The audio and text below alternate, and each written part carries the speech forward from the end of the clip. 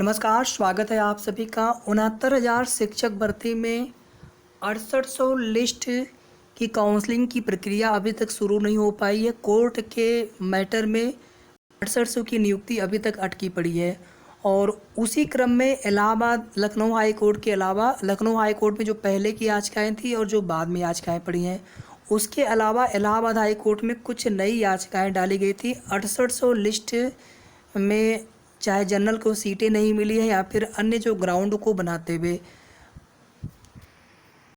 और कल शाम को भी हमने वीडियो के माध्यम से आप सभी को बताया था कि एडिशनल में मामला सुना जाएगा इलाहाबाद हाई कोर्ट में।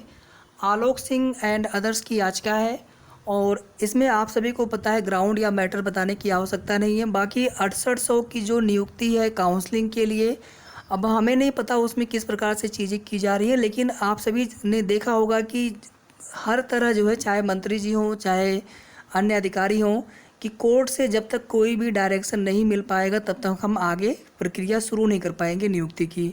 और उसमें किस प्रकार से चीज़ें और भी की जा सकती है गवर्नमेंट के स्तर पर।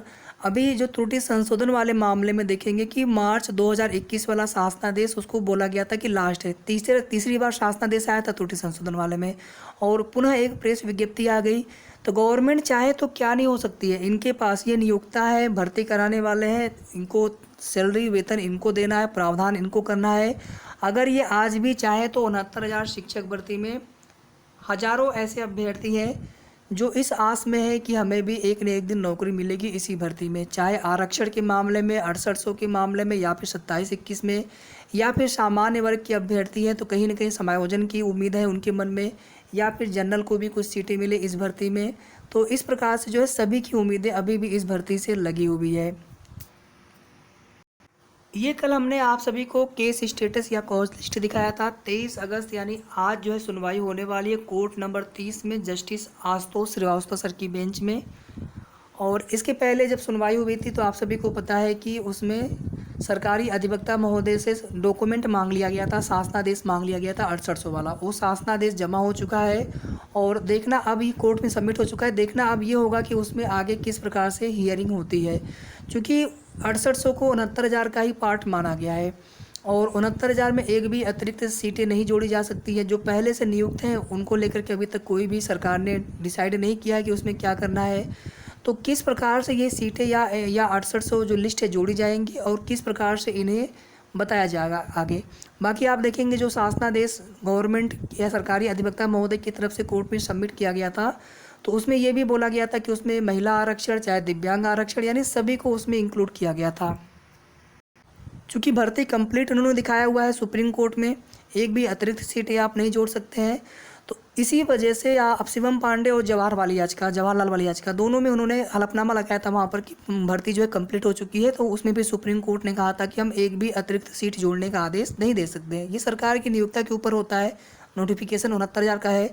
तो यही वजह है कि उसके बाद से 6800 की नियुक्ति हो नहीं पाई और उसमें कई तरह की जो है याचिकाएं पड़ी हैं। और उसी क्रम में ये भी मांग किया गया था कि इन्हें जो है एक नए नोटिफिकेशन नए भर्ती के तहत इन सीटों को जोड़ा जा सकता है 69,000 में। लेकिन फिर उसमें जो है सभी वर्गों को प्रावधान या सभी वर्गों को उसमें प्रतिनिधित्व देना पड़ेगा, यानी सबके जो है जैसे अनरिजर्व की सीटें हो गई। और एक चीज़ और भी है कि अगर आप बिल्कुल नए नोटिफिकेशन दिखाते हैं तो 69,000 शिक्षक भर्ती में ही EWS का मामला पहले से लगा हुआ है। तो बहुत सारे पेच है जो कि बताए नहीं जा सकते हैं आप सभी को। आप लोग भी एकदम परेशान हो गए होंगे कि आखिर इसमें होना क्या है आगे और कब तक 69,000 शिक्षक भर्ती इसी प्रकार से इसके जो विवाद हैं वो चलते रहेंगे और कब जा कर के सभी मामले निस्तारित हो पाएंगे।